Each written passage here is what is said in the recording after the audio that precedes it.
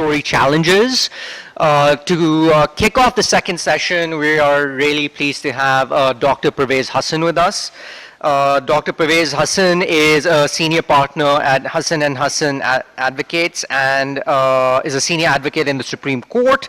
He holds a Doctor of Law from Harvard, a Master of Law from Yale, and before that he has a bachelor's in law from the Punjab University. But for our case, Dr. Hassan has played an instrumental role in environmental law and legislation in the country. He drafted the Pakistan Environmental Protection Ordinance in 1983 and is now a member of the Pakistan Environmental Protection Council, or was a member of the Environmental Protection Council from 1989 to 1998. And well, the bio says you're still a member of the council, so he's pretty much he's on it now too.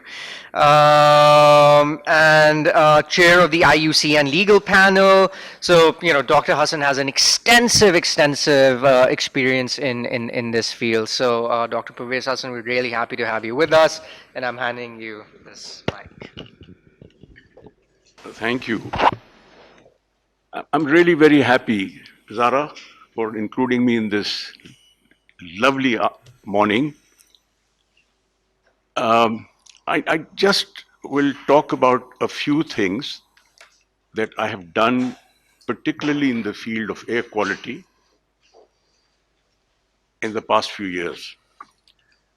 Let me begin by making a personal statement, which is that when I started talking about the environment in Pakistan in the 70s, mid-70s to be precise, it was a very lonely life.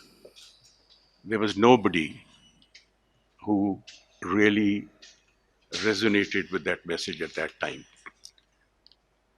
So it's delightful to see that that lonely life is coming to fruition in such a magnificent manner with the kind of people that I have around this table.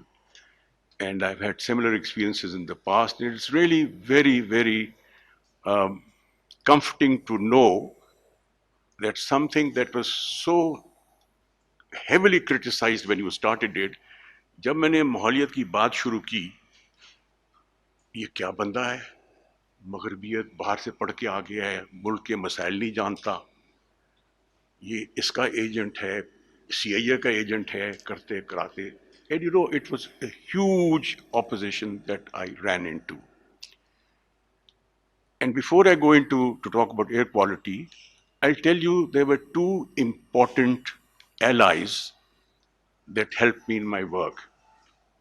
A very challenging life, a very difficult life, particularly when you have a breadline, which is my corporate work, and I was doing this pro bono entirely as a hobby. तो मुझे दो तबकों से मुझे मदद मिली, उनकी मैं बात करूंगा, और मैं इसलिए निशानदेही कर रहा हूं कि आप अपने काम में उनको कभी नजरअंदाज ना करें. सबसे पहले इस मुल्क का media. I have had some successes in litigation. Did the first environment case in Islamabad, Margla Hills. तो वो जब बंदा जीतता था, तो I would admit कि मैं नहीं जीता. The media created the hype. So much so that when I went to appear for my first environmental writ, मैंने दिन रात काम किया इस मौजू पे कि वो जज पूछेगा कि तुझे इन पहाड़ों का क्या दर्द है. Locust standi, standing to sue, which is a phrase that we have to feed when we go to court. So I spent all my time on my standing to sue, locust standi, and the moment I walk into the courtroom, the judges say, "Doctor Saab, why have you taken so long to come to us?" And I knew I had a winner, because they had been following the debate about what is happening to the Margla Hills. Media, court. Fortunately today, I'll try to be very brief. The blessings that this country has today on the environmental plate is and I cannot overemphasize the importance of that intervention, is the Shala Zia case. इस मुल्क की सारी कहानी जो environment की थोड़ी बहुत कामयाबी हुई है, 80% उसकी जिम्मेवारी शैला ज़िया पे आती है. उससे पहले किसी अदालत में, see by this time I had drafted the 1983 ordinance. I had introduced in this country environmental impact assessment, बड़ी नई चीज थी. I had introduced in Pakistan the EPA's Environment Protection Agencies. और जो जो चीजें जो दुनिया भर में मकबूल हो चुकी थी उस वक्त तक, so I was not being original, but I had studied the Asia Pacific scene. I traveled all over and I gave to Pakistan what I thought was very relevant for the menu here. So we had state-of-the-art law, not that I drafted it, but I copied it well from other jurisdictions. We had agencies, we have institutions, we had the regulatory framework, सब कुछ आ गया था. मगर जब आप अपनी किसी बुनियादी हकूक की बात करते थे, वो कहते हैं कि जी आपका तो फंडामेंटल राइट है ही नहीं, आप पाकिस्तान आइन पढ़ें, वहाँ राइट टू लाइफ का जिक्र है, राइट टू डिग्निटी का जिक्र है, राइट टू एसोसिएशन का जिक्र है, राइट टू रिलीजन का जिक्र है, एनवायरनमेंट का कोई जिक्र नहीं है. So it was a very big handicap in Pakistan's life to do anything on the environment at a level where the government could respond, because you did not belong to that mainstream of rights that we call fundamental in Pakistan. The Shala Zia case changed all that. There were these electromagnetic high voltage grid station coming up. I was approached. मैंने कहा ये तो environment के खिलाफ है. हमने दरख्वास्त डाल दी Supreme Court. Naseem Hasan Shah, full bench of the Supreme Court, उन्होंने कहा कि हम सुन लेते हैं. तारीख दी गई तो I appear before the Supreme Court and ridiculed. Doctor साहब, आप you are emerging as a good lawyer, but how could you bring this to us when you know then the environment is not a part of the fundamental rights of Pakistan. आपने आइन नहीं पढ़ी. मैं कि जज साहब, आम तौर पे वकील कहते हैं कि जी मुझे 5 मिनट दे दें तो मैं शायद आपको मुतमिन कर सकूं, और 4 दिन लगाते हैं. तो I'll be very honest with you. You give me 2 hours, no less, and I might be able to convince you that I have a case. So those of you who, he turns to the reader and he says, discharge the court. मतलब है कि बाकी सारी cases आज discharge कर दो. I knew that I had the court. So I argued. I'd just come back from Rio. I attended the summit. Pakistan had played a magnificent role in the crafting of the Rio Declaration. We had led it very well. We were the chair of the group of 77. We were the captains of the entire developing countries. And I saw that whole thing play out in right before my eyes. तो मैंने सारी वो दास्तान supreme court को बताई. मैंने कहा बैनुल अक़वामी सतह पे तो हम इस किस्म की क़यादत कर रहे हैं कि ब्राज़ील के प्रेसिडेंट ने he singled out Jamshed Marker in his remarks of salutations at the end of the summit, और आप मुझे कहते हैं कि ये बुनियादी हक नहीं है.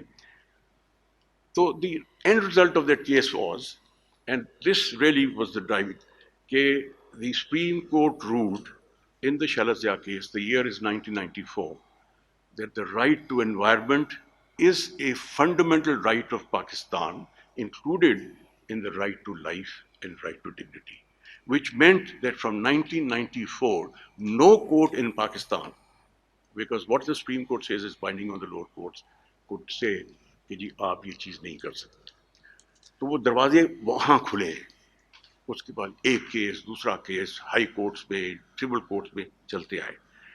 Now, I'll get straight to air quality, and I'll just try to share my experiences. What you are doing, आज से लाहौर में एक वकील था जिसको दर्द हुआ कि ये हवा की जो आलूदगी हो रही है ये दुरुस्त नहीं है. उस शख्स का नाम था Syed Mansoor Ali Shah. He filed a petition in the Lahore High Court, a writ petition, Sayyid Mansoor Ali Shah versus Government of Punjab, complaining about air quality. You know what happened after Shela Ziab, because I argued that case, and this has happened in Pakistan on almost all the cases that have come up in the Supreme Court, High Court. वो कोई मसला कोई थोड़ा सा संगीन आता है तो जजेस कहते हैं कि यार हमारे पास तो इसका हल कोई नहीं है तो परवेज हसन को बुलाओ. I get asked to come over and I'm asked, can you fix this? I said, no, I can't fix this, but I know how to fix it. So can you help us fix it? So this is how the commissions evolved in Pakistan as a delivery for environmental protection. कि commission मुझे कहते थे commission, मैंने कहा जी मैं commission कर लूँगा मगर बंदों को मैंने सिलेक्ट करना है. And I'll just take a minute because you've got to be very judicious how you set up a commission. So I would tell the judge that I will do the commission, I'll chair it, but on my terms. And the terms are that I will pick up the people and I would get a carte blanche. So I'll tell you how I will pick up people. I would first turn to civil society. I've headed about 15, 20 commissions, Supreme Court, High Court. I've always taken somebody from IUCN. Okay? It's a credible professional organization. कोई agenda होता नहीं, उनको ले लेता हूँ. WWF के representative को ले लेता हूँ. SDPI आबिद सुलेरी बेचारे आ जाते हैं, वो वक्त पे आ जाते हैं. Then I get Lead Pakistan. I chaired Lead Pakistan for some years. So I would first get civil society. Now, after I would get civil society and I would ask for the CEOs, then I would always look for the person or persons in the government to whom the recommendation of the commission would eventually be addressed for implementation. If it was the chief secretary, I'd want him on my table. If it was the finance secretary in Islamabad, I'd want him on my table. If it was the chairman CDA, I'd want him on the table. If he was chairman LDA, तो सब ये नाम मैं 3-4 ढूंढ लेता था, and I would call each of them. And I would meet them in my office, and I say, I'm going to make a personal request to you. You can say no, but if you say yes, then it means that you will have to attend all the meetings, not your additional secretary and not your joint secretary. वो continuity चाहिए होती है आपको commission में. तो अगर और मेरी पिच होती थी, मैंने कहा अगर आप जिंदगी के 40-50 घंटे मुझे दे दें over a period of 5-6 months, I promise you that we'll do something that will change the lives of people. And I proudly now state to you that in all these years, nobody has ever said no to me. कभी नहीं. तो जिसको मैं कहता था वो मान जाते थे. Civil society आ गई, सरकार आ गई. Then I would try to look for people in the assemblies. I got appointed on the chairman of the Lahore canal cutting. तो वो नहर गुजर रही थी सरदार एयाज सादिक के हल्के से. He was then an MNA. I always include somebody from the legislature, an MNA, an MPA. एक में मैंने अलीम को किया था शायद इसी में, और असद उमर को किया था इस्लामाबाद एनवायरनमेंट कमीशन में. तो I get somebody from the parliament or the provincial assembly, civil society, government, and then I pick up the phone and talk to all the vice chancellors. कि मुझे solid waste में बंदा चाहिए, मुझे air quality में बंदा चाहिए, and I would say कि मेज पे पैसा कोई नहीं है, it's all pro bono. And I would get huge commitment from universities. So they would come on the table. Then I would also reach out to specialists. वो आरिफ हसन को urban planning पे is a huge name. I would reach out to him in Karachi, उसको बुला लेता था. यहाँ जो canal cutting में हुआ था, I'll just tell you the commission. I had Sartaj Aziz Saab, Sayyid Babar Ali, I had Mira Falbus for gender, I had Ayaz Sadiq, I had the chairman, DG LDA, I think I had the chief secretary, one more person. I had somebody from NUST, scientist, and so on and so forth. And then I always pick up somebody from the media. Islamabad High Commission, I picked up Talat Hussain. I would pick up somebody from Lahore.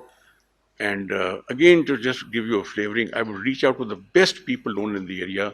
Canal cutting mein, I thought I would need a botanist, so I turned to Khalid Hamid also. He was a former vice chancellor, PhD botany. तो कहने का मतलब ये है कि 2-3 हफ्ते में मैं और कुछ नहीं करता था. I would think of the very, very best in Pakistan, and I would put them on the table, and they would all agree. We would develop, we would meet around, we've met, I think, in this room also on some things. We would have site visits, we would have public hearings, uh, and then we would take a report. तो जब मंसूर साहब ने ये दरख्वास्त दी तो उन दिनों में आई थिंक सदक जिलानी साहब शायद हाई कोर्ट में थे, तो उन्होंने मुझे अपॉइंट किया. I we picked up a committee. Now I try to be brief. देखिए, जब आपके सामने मसले का क्यों वो मसला खड़ा हुआ है वो इतना मुश्किल नहीं होता. Very soon you find out यार पोल्यूशन है, ट्रैफिक है, इंडस्ट्रियलाइजेशन है, crop burning hai. So you can easily get to all of those sources straight away. And very soon you realize that many of them are issues that you may not be able to solve.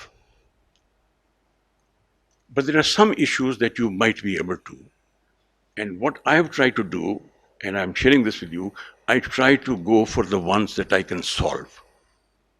2 मिसालें आपको देता हूं. जब ये लाहौर पहली air quality commission setup हुई थी 2003 में, तो उस वक्त रिक्शास का बड़ा झगड़ा था, 2 स्ट्रोक 4 स्ट्रोक इंजन. तो it became very clear that much of the pollution was being caused by the 4 stroke and they had to be converted to 2 stroke. So the moment we started talking about 2 strokes, वो चीनी चिंगची वाले जो है ना Chinese rickshaw, ये मेरे दफ्तर सारे पहुंच गए.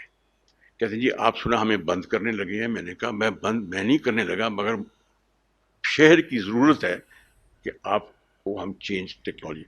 कहते हैं जी आप भूल रहे हैं कि हमने शहर की बड़ी खिदमत की है. माल रोड पे गोबर भरी होती थी, टांगा चला करते थे, and we were asked to come in and we replaced the tonga, we replaced the horse carriages in Lahore, and we contributed to a new lifestyle in Lahore, and we brought in the rickshaws. Now you can't treat us. I said, look, आपकी जो technology है मुझे ये बता दो तुम कितने अरसे में चेंज करके टू स्ट्रोक पे ले आओगे. तो they started talking about 2 years. And I said, let's start talking. You see, when you have people around the table, the kind that I've told you, and you're trying to be reasonable, उनके साथ बड़ी negotiation करके हमने वो 6 महीने पे ले आए. And I made a recommendation, we'll wait 6 months to introduce this thing, because had I not agreed to that, they would have challenged it in the High Court. वो अपील हो जाती, फिर इंट्रा कोर्ट अपील हो जाती, फिर supreme court चले जाते. So the lesson that I bring on the table is that if you can solve something by consensus, and even if it is a solution that is not the optimal solution, go for the small time gain, because you can always improve it. So we changed the landscape of Lahore to 2 stroke with this mechanism. It came in through the first air commission in Lahore. अब इसके बाद ये जो recently हुई थी smog के ऊपर, so I'll just spend a few minutes on that. So I set up a commission on the same basis in the smog commission, and this was in 2017. By this time, the petitioner in the 2013 writ petition became the Chief Justice of the Lahore High Court. So Sayyid Mansoor Ali Shah now takes action and says कि smog के Pervez Hassan को बुलाओ and let him see if he can help us out. Easily, we set up a commission. The Secretary, Environment, of course, was there, and many other people. We came to a statistical conclusion कि vehicle traffic 38% कर रहे हैं, ये 20% कर रहे हैं, crop burning का इतना है, इसका इतना, सब हमें पता चल गया.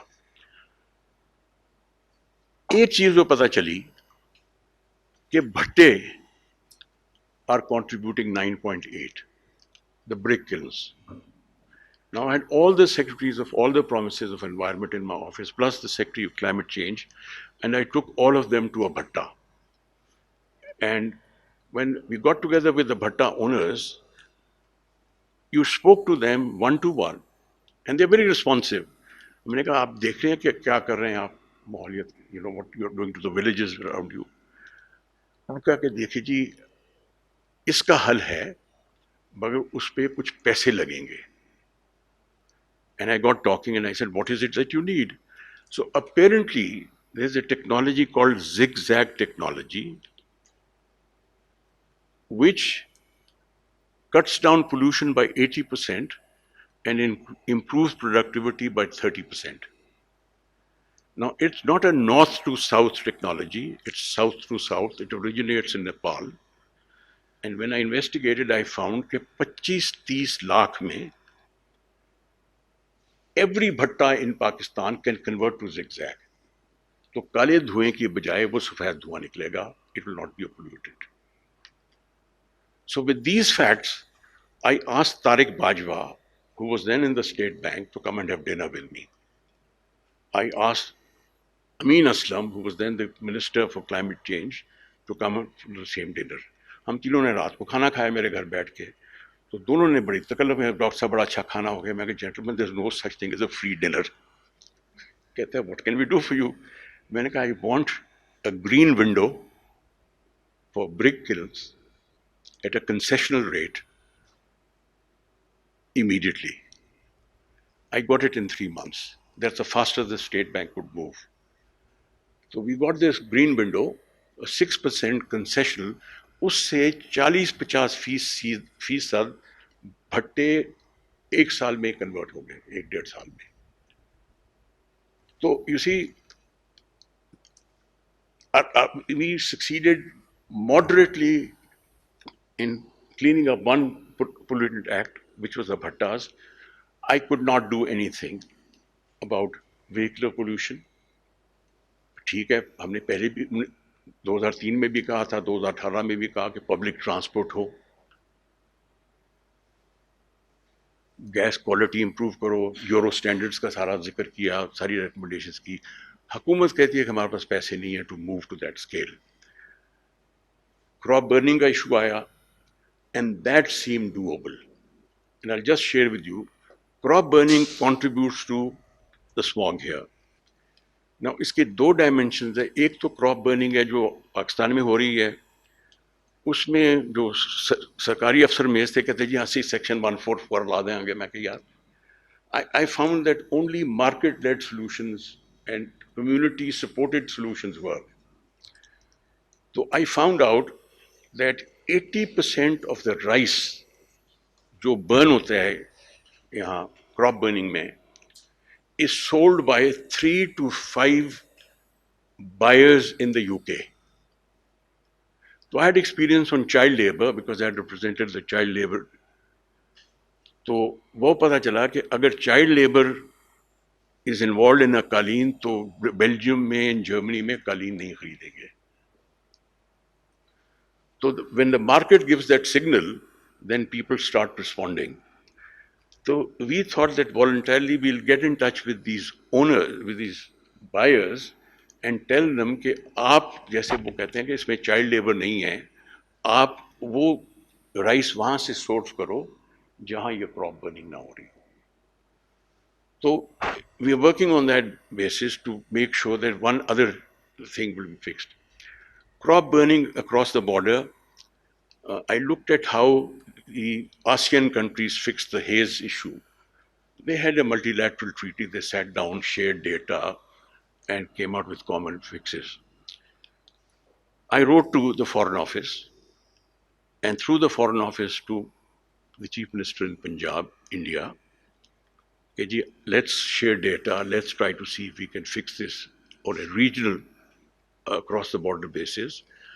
So वहाँ a curtain came in and said कि जी आप इनसे बात नहीं कर सकते, ये सिर्फ फॉरेन ऑफिस के जरिए आप कर सकते हैं.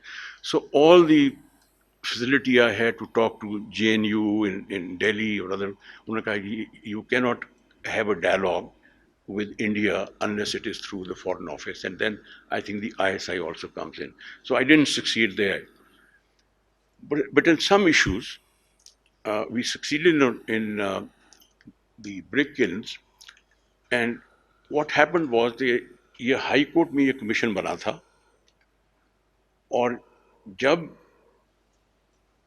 सुप्रीम कोर्ट ने जब मैंने रिपोर्ट सबमिट की हाई कोर्ट में तो सुप्रीम कोर्ट ने कह दिया कि नहीं ये हमारे सामने लगना चाहिए suo motu so they took it under 184(3) and they adopted the report after notifying the Punjab government and also said that instead of just acting for Punjab, they appointed me Commissioner of Water and Power for all of Pakistan and gave me very wide-ranging powers to issue instructions to the government to do this and that.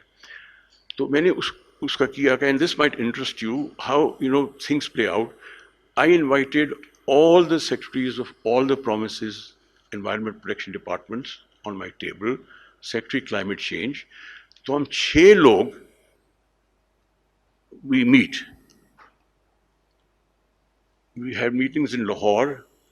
I took the whole crowd to Karachi, Quetta, Peshawar. We went to Azad Kashmir, Muzaffarabad recently, अब गिलगित पास. तो होता क्या है कि हम सारे जब secretaries आपस में बैठ जाते हैं तो what happens is it provides a forum for interprovincial coordination which otherwise does not exist under any structure in Pakistan. अपने I think सारे ने बात की थी silo approach. I was appointed chairman of the Climate Change Commission. I asked the Secretary of Climate Change, who was the vice chairman of my commission, Arif, he was a Secretary Climate Change, he became Secretary Finance also in the Federation. So I asked him, you come over to my office, पहली meeting पे जा रहे थे, हमने P&D में about, there were 40-50 of us, all the provincial secretaries, some federal secretaries. तो मैंने आरिफ से गाड़ी में we rode out together, मैंने पूछा आरिफ ये बताओ कि ये पाकिस्तान की climate change policy है, कितनी implement हुई अभी तक? He said, "Sifar." You know, when we all sat on the table and we worked together, in less than 6 weeks we found that just by interacting interdepartmentally and by my setting up committees in various areas, we found that the policy had already been implemented to the extent of 30% by that time. So if you have a silo approach, you get nowhere. So one of the lessons I've heard is that you've got to sit on the same table, talk to everybody, and evolve something that's for the common good of all of you. The last thing I'll mention is that through this National Commission that the Supreme Court I'm still reporting to, the environment was provincialized under the 18th Amendment.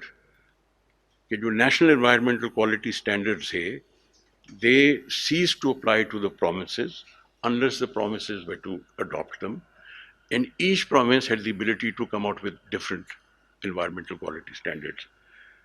So one thing I was able to achieve on this table was that I had all the provincial governments agree on what I call a standstill agreement, which comes out of the creation of Pakistan's constitutional talks. और वो ये था कि कोई सूबा अपने environmental quality standards को change नहीं करेगा. They'll start with the national standards और कोई change नहीं करेगा except in accordance with a mechanism which was कि बाकी सूबों को नोटिस देगा, उनसे मुज़ाकरात होंगे, वो नोटिस पीरियड एक्सटेंड हो सकता है and they could agree on a longer period. So the point that I was trying to evolve was there should be uniformity of action all over the provinces. Supreme Court got very excited because there exists no mechanism where all the provincial environmental chiefs get together.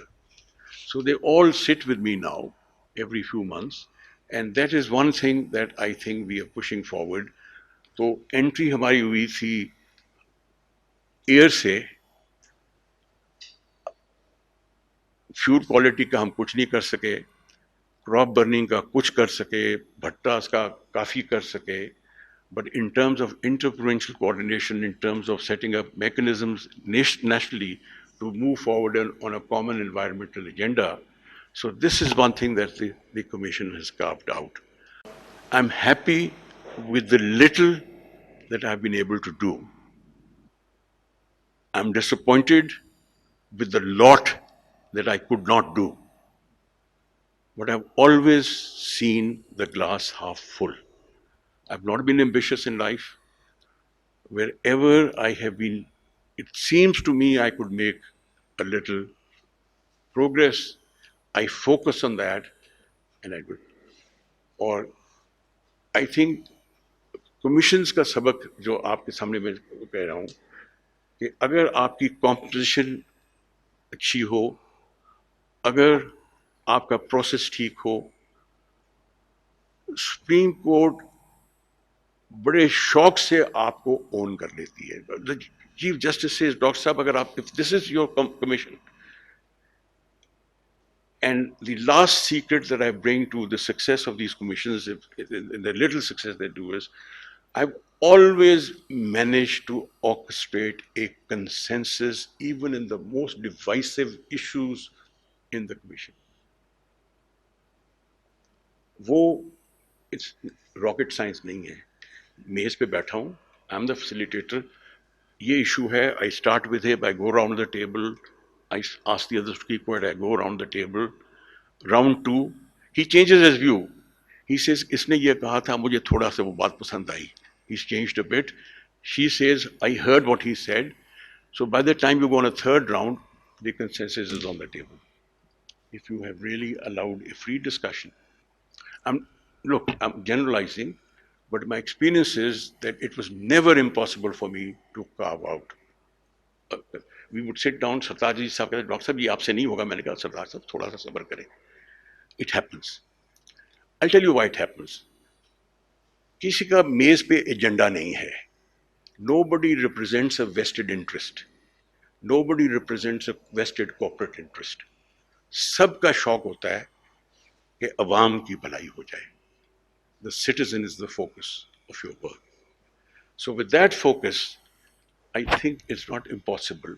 So when you go with a commission with the kind of 18, 19 members of the quality and caliber that I've been able to pick, and you tell the court, the chief, I'm happy to report a unanimity, and the full court says, where do we sign off?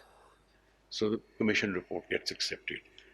So with these thoughts, I thought I'd share with you. I do not have the recent experience जो आप लोगों ने काम किया है, but I thought I'll put this on the table, bits and pieces of what I've been able to do.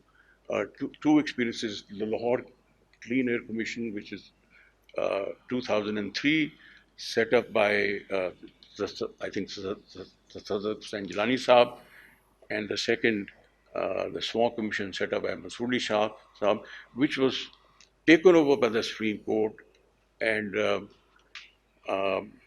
I asked to share these orders of the court and the report of the court. ये सारा है, और अगर आपको किसी को चाहिए, I think you can look to the sponsors of the conference. They have soft copies of much of what I have said. So the commission, Small Commission, is no more the Small Commission, it's the Commission on Air and Water Pakistan, and it's got a very, very wide mandate. You know, I'm getting younger every year, and I thought that the torch should be passed to some other leadership. So recently I requested the Supreme Court कि किसी और को ले लें, मगर उन्होंने कहा कि नहीं, अभी आप continue करें. So I will continue because I told the Supreme Court, I said I was determined to leave because I've done as much as I could, but I've never said no, as I was telling Zara in my life, to anything, and I said I cannot say no to the chief, to the Supreme Court. So I'll continue on the same, and I wish you all luck. आपका तो बड़ा intellectual काम हो रहा है, बड़ी policy making वाला भी है, but I thought I'll share with you the practical insights of how decisions, cases come to the court appoints commission, and how the commissions play out in the course of time. Thank you. Thank you.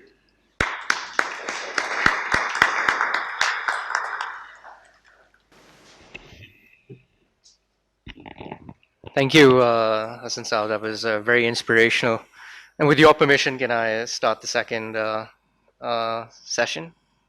Yeah.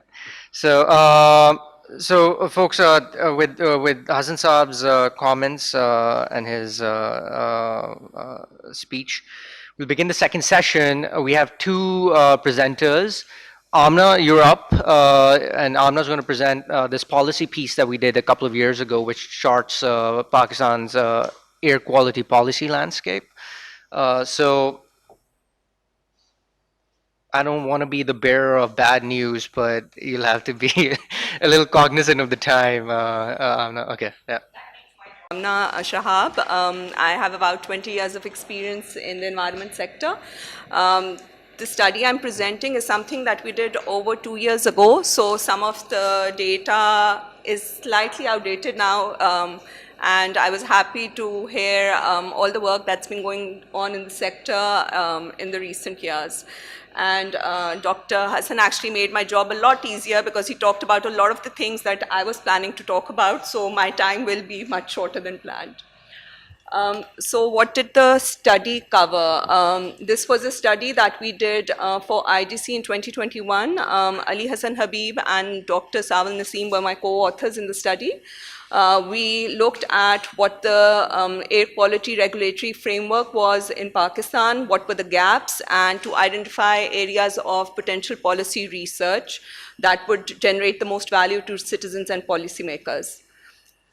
So as Dr. Hassan mentioned briefly, so Pakistan Environmental Protection Act was formulated in 1997, which basically formed the federal and provincial environmental protection agencies, the National Environment Quality Standards, as well as the Pakistan Environment Protection Council. So what do the EPAs do? I'm sure most of you already know, so I will just say one line about each of these things. So the EPAs implement and supervise the rules and regulations under the PEPA Act. The National Environment Quality Standards mandates the limits on industrial emissions and ambient air quality, amongst others.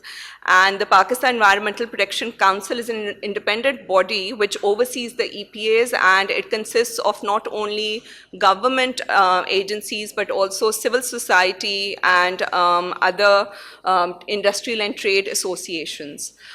So some of the Pakistan EPA rules on air pollution are listed here, which is the NEQS for ambient air, motor vehicle exhaust, the pollution charge for industry, the self-monitoring and reporting by industries, and the NEQs for industrial gaseous emissions. So these are some of the, for PM 2.5 averages that which list the allowable limits, which are hourly, daily, as well as the annual limits. So most of what we did was actually concentrated on the Punjab side, since that's an area which has done the most work where these things are concerned, as well as most of the cities that are considered the most polluted are in Punjab. So what Punjab government did that was that they took the NEQs, the federal NEQs, and developed their own version, which the other provinces also did. And in 2012, they actually amended the Punjab Environmental Protection Act. And these are some of the regulatory frameworks or acts that were developed then, which included the tribunal, the Protection Council, the motor vehicle protection rules, the quality standards for ambient air, industrial gaseous emissions, motor vehicle exhaust and noise. Sindh and Balochistan also developed the same standards or acts in 2013, and Khyber Pakhtunkhwa did theirs in 2014. Most of them are pretty much the same as the National Environment Quality Standards, with some slight modifications here and there, which are relevant to each of the provinces. So this actually, what it does is that it allows for the provinces to actually set industrial emission standards for PM 2.5, which is not as such there in the NEQS. So in line with PEPA, as I said, all the provinces have established their Punjab Environmental Protection Council, which you can see at number 4, which allows them to monitor and enforce what is happening in each of the provinces and impose fines, etc., where the rules are not being enforced. So Pakistan has always been very good in developing laws, regulations. We are an expert at that. But unfortunately, where we lack is enforcement. Not all of that is the government's fault. It's also sometimes it's budget constraints. I mean, if you look at the budget that's given for the enforcement of EPA rules, it is non-existent to say the least. And obviously, there's only so much that they can do in that. So what other departments are involved apart from the environmental department in managing air quality? So I've just given Punjab here, but other provinces follow the same sort of rules and regulations where this is concerned. So you have the EPA, which has the regulatory role. You have the transport department, which can conduct vehicular inspections. And as has been repeatedly mentioned, transport or vehicle emissions are one of the main causes, if not the cause for emissions in major urban cities. The Industries Department, which can support enforcement of industrial standards. PHA Authority, which can monitor biomass burning in public areas. Agriculture Department, stubble burning, which we've talked about. The Municipal Authority, which controls municipal waste burning. So Dr. Hassan talked about smog commission. So these are 17 of the main recommendations that came out from the smog commission. Some of them were voluntary actions, some of them were mandatory actions. So he told us in detail, for example, about the conversion of the brick kilns, which were converted from the current to the zigzag technology. About 11,000 were converted, and according to the numbers I have, it says period of 6 months, but I believe you said it took a little longer than that. So these are some of the actions that were listed there, and now the name has been changed, as mentioned, to the Water and Air Commission. So what are some of the challenges that we face where regulatory and compliance is concerned in this sector? We have what we call the command and control approach being enforced in Pakistan, which kind of just sets a limit that this is what you have to do. But sometimes that's not the approach that works the best. We should think about incentive-based approaches as well, because that will allow people more flexibility, and maybe, for example, the zigzag technology was not the best that could have been done. There are other options available that were actually better suited, but that seemed the most feasible at that time. But maybe it should have said that was the minimum that should have been set, because that would have allowed people to actually come up with better solution and better abatement strategies. So Punjab Environment Quality Standards for ambient air quality sets a limit on the average concentration of about 9 pollutants. For industrial gaseous emissions, it's a limit on about 16 different pollutants, but how they're measured, there are some gaps there. For example, for industries, there is no limit set. The limit is there, but it doesn't say whether it's a daily limit or an annual limit. So it gives people a little room on what can be done. And one of the ways which it's being measured is to measure the opacity of the gas that's coming out. So obviously there are things there, but there are also challenges associated with how it's being done.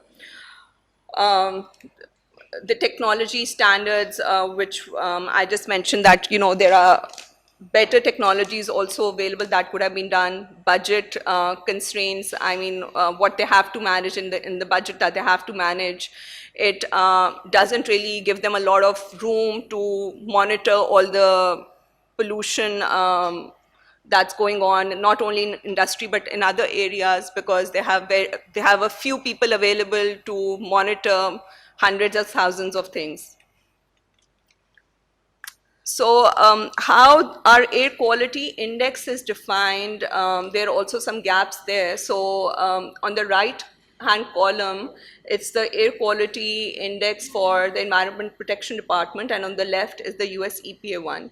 So there is a difference in how what we are measuring and what we are categorizing as being poor and satisfactory. So if you look at, for example, the 151 to 200 range for air quality in US, it's defined as unhealthy, but for us it's satisfactory. Again, 301 to 400, it's hazardous, and we only define it as poor. So obviously there is a big leeway in what we are defining as what is acceptable and what is not. I think the source apportionment has been discussed quite extensively in the first section, so I'm not going to talk about that, as well as opportunities from other developing countries. So, India and China were in a similar position, and they have taken great strides in what they have done and what they have managed to accomplish. And maybe some of the solutions are not possible in Pakistan, what was done in China. For example, they put a limit on the number of vehicles that could be on the road. But some of the things that they did can be done here, which is pushing people to go from coal to natural gas and other fuel options for their industries, etc. So there are opportunities to learn. In India, they use the informal regulator approach, as well as shaming the industries by putting star rating of the pollution levels, which was made public. So public disclosure that helped to push the industries in performing better. So there are options that that are available from other countries that we can learn from. So what are the potential policies and research areas? So economic and social costs. Because we're a developing country, we always give priority to economic growth over everything else. That should not be the case. We should take into account what the environmental cost to doing something is, and that is always something that should be kept in mind. Willingness to pay, there have been studies that have been done in different areas of Pakistan on different issues, including on what people are willing to pay for better air quality. So that's one way of measuring what value people place on clean air. What are the implementation hurdles? So this has been discussed so many times. Why is nothing still working? Why are we just going around and around in circles, discussing the same issues? What are the hurdles that are there? Incentive-based strategies. They, instead of a command and control approach or a uniform standard, there should be incentive-based policies in place which will actually encourage the polluters to pollute less, because they will be saving money if they have to pay emission taxes, etc. And that will also generate funding for the government at the same time. And the informal regulator, which I spoke about briefly, what's being used in India, for example, or what role that they can play. That's the civil society, that's the non-government sector, that's your associations. They can play a very important role in how we measure pollution and what can be done to control that. So that's it from my side. Thank you. All right, great. Great summary, Amna. Appreciate it. Okay, so